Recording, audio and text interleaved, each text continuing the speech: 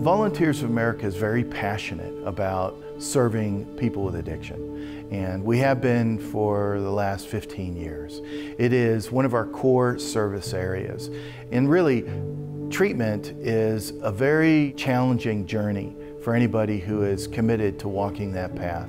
I've been an addict for as long as I can remember. I was arrested for prescription drug fraud.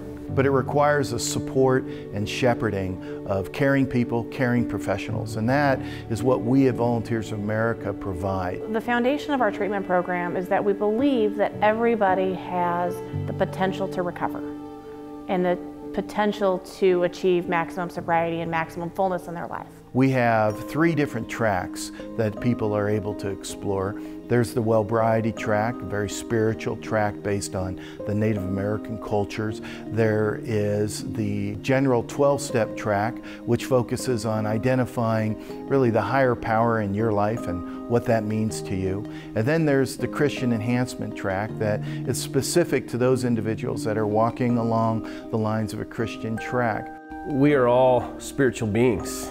We have that inner part of us that's longing for something. And a lot of times in our addiction, what we're reaching out for in the void is that spiritual fulfillment. And yet, without a direction, all those other things come into our place, and that's where the addictions a lot of times come from. Here at Volunteers of America, we focus on that piece as well as the clinical side of things, the physical, the emotional, mental side of things. We have staff that range from addiction counselors to provisional social workers, provisional clinicians, to fully licensed clinical social workers, licensed professional counselors. The individualized experiences is what sets us apart. We do not offer a cookie-cutter model. We treat each individual as their own person, recognizing their own struggles, and identify treatment issues and treatment plan goals to help them succeed. Individuals can't do this alone. Recovery isn't about doing it by ourselves. The whole VOA as a whole they embrace the brotherhood so much. We have a staff full of people who grew up in this organization, myself included, meaning many of us went to treatment here, and we have no problem saying that.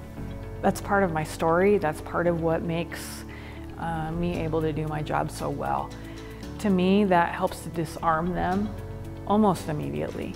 I think that it is really critical to put yourself around like-minded people. Recovery is something that we have to turn over, and that is a difficult concept to grasp, but once folks have that, they're taking steps forward. About a month before I got out of jail, my mom ended up having a stroke, and so she passed away. She made me promise her that I was done with all the drugs and done with all that stuff. Us addicts, and I can speak for an addict population, we're a bunch that don't like to trust very easily. Right when I got here, there was 2 different people that immediately talked about how their mom just passed away too. It was nice for me to realize that I'm not the only one. When someone looks at you and says, hey, I don't know exactly how you feel, but I have been in a similar place.